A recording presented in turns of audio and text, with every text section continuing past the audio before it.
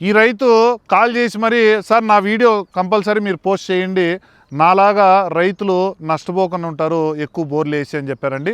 నమస్తే అండి, నా పేరు విశ్వసేతునాథ్ రెడ్డి. మేము సైంటిఫిక్ మెథడ్ ద్వారా బోర్ పాయింట్ సర్వే చేస్తాము. మేము జూన్ 18 రోజు కనిగిరి దగ్గర ఉన్న తుమ్మగుంట అనే విలేజ్లో రాజేష్ సార్కి సర్వే చేయడం జరిగింది. ఆల్రెడీ వాళ్ళ 2 ఎకరాల ల్యాండ్లో దగ్గర 6 నుంచి 7 బోర్లు వేసి ఫెయిల్ అయ్యాయండి. సో మేము ఇక్కడ మీరు చూస్తే కేవలం 1.5 ఇంచే వాటర్ వచ్చాయండి. ఈ 1.5 ఇంచు కూడా వాళ్ళు చాలా హ్యాపీగా ఫీల్ అయ్యారండి. ఎందుకంటే వాళ్ళు ఆల్రెడీ అన్ని బోర్లు వేసిన తర్వాత కనీసం వాటర్ చూస్తామనే ఆలోచన కూడా లేకుండా ఉండే. సో ఈ 1.5 ఇంచ్ వాటర్ వచ్చిందని వాళ్ళు చాలా హ్యాపీగా ఫీల్ అయ్యి సో వాళ్ళు ఈ మాట చెప్పడం జరిగింది.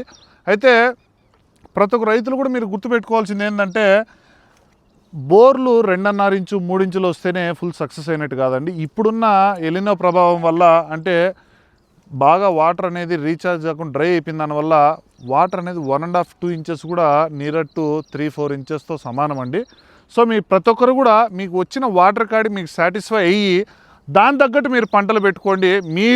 మీకున్న పంటలు బేస్ చేసుకుని ఎప్పటికి కూడా మీరు బోర్లు వేయకండి.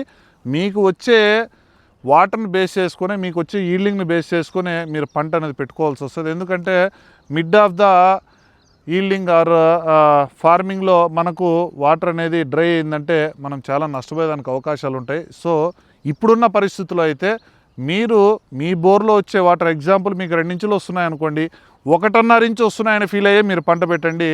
2 ఇంచుల వాటర్ని 2.5 ఇంచు వాటర్ వస్తాయనే ఉద్దేశంలో మనం పంట పెట్టామంటే నష్టపోయేదానికి చాలా అవకాశాలు ఉంటాయి. సో మీరు దయచేసి బోర్ వేసుకునేటప్పుడు కానీ బోర్ వేసిన తర్వాత కానీ ఈరోజు 3 ఇంచులు వచ్చినా డ్రై అయ్యేదానికి అవకాశాలు ఎక్కువ ఉంటాయి. ఎందుకంటే మనకు ఏరియాలో వర్షపాతం లేని దానివల్ల వాటర్ అనేది రీఛార్జ్ అవ్వదు. సో దయచేసి మీరు బోర్ వేసుకునేటప్పుడు కానీ పొలాలు పెట్టేటప్పుడు కానీ 1-2 సార్లు ఆలోచించి మీరు నిర్ణయం తీసుకొని చేయండి. రైట్ అండి, థ్యాంక్ యూ.